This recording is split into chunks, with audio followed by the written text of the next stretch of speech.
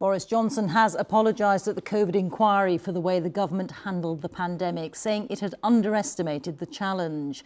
During around 6 hours of evidence, he admitted he should have realised sooner how serious the situation was and said he was sorry for the pain, loss and suffering of victims and families.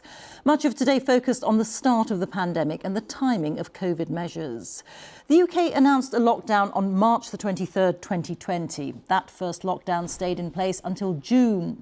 Boris Johnson then put England into a second full lockdown in November of the same year, as well as a third full lockdown in January 2021. Our Deputy Political Editor Vicky Young sent this report.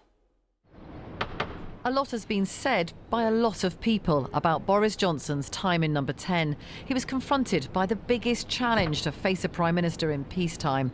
Not just a health crisis, but an economic one too. He's been accused of acting too late and of lying about what went on here. The whole truth and nothing but the truth. This was Mr. Johnson's chance to give his side of the story, and he began with an apology. Can I just say how glad I am to be at this inquiry, and how sorry I am for the pain and the loss and the suffering sit down. Of please stop. COVID victims. Please sit down. Right, ushers, please, could you ask them to leave? These were the 4 women thrown out for interrupting and said they'd never accept Mr. Johnson's apology. 11 municipalities in Italy. Back inside, questions about February 2020. Coronavirus had spread to Italy and the Cabinet had discussed what plans were in place here. I look at all this stuff in which we seem so oblivious with horror now. I mean, we should have twigged. We should collectively have twigged much sooner.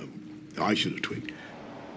When the seriousness of the virus was understood, it led to this lockdown. Several former colleagues described Mr. Johnson as indecisive. He says he was weighing up difficult options. I've got the Chancellor of the Exchequer with me saying that there's a risk to the UK bond markets and our ability to raise sovereign debt. This matters massively to people in this country. I have to go through the arguments, and that is what I was doing. Did you consider the argument against lockdown, or did you?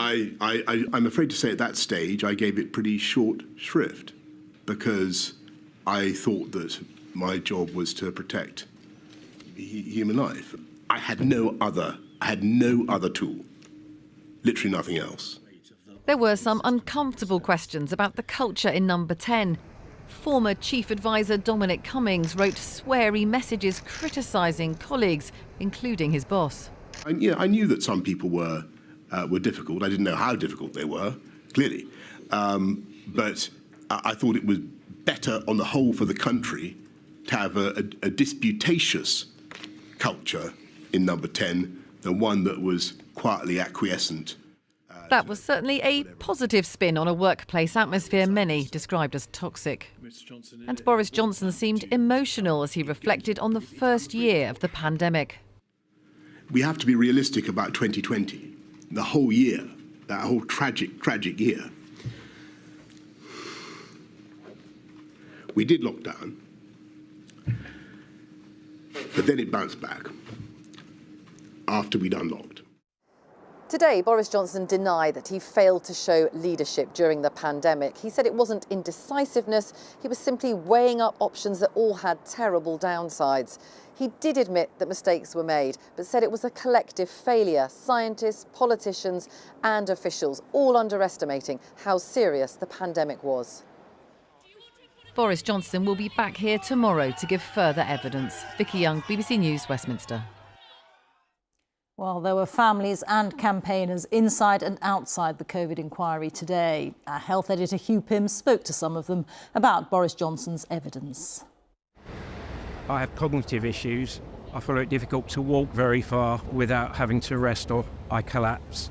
But today is so important. I've come from South London today. I'm here primarily for my dad.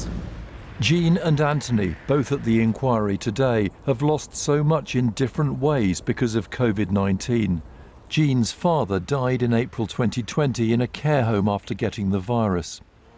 Anthony was a war correspondent, but now because of long COVID, every day is a struggle.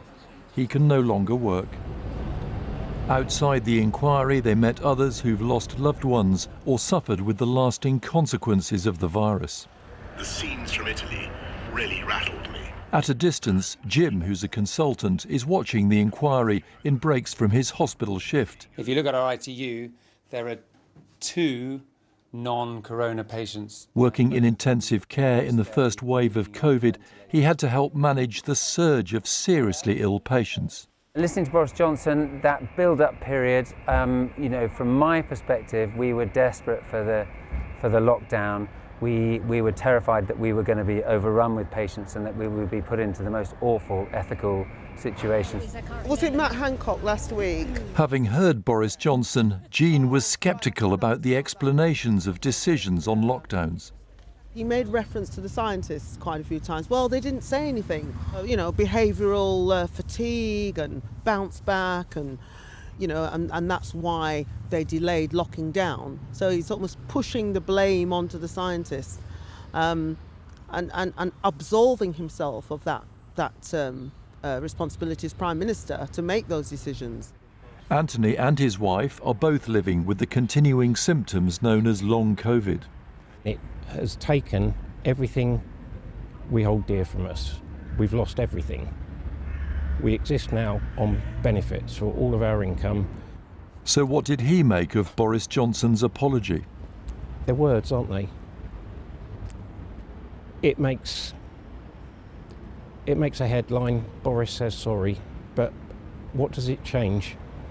There's no doubt this is a highly significant day for campaigners, but there'll be more to come when the inquiry in its later stages looks in more detail at the response of the NHS to the COVID crisis and what happened in care homes.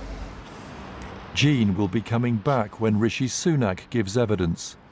For Anthony, the physical effort of getting there may be too much. Hugh Pym, BBC News.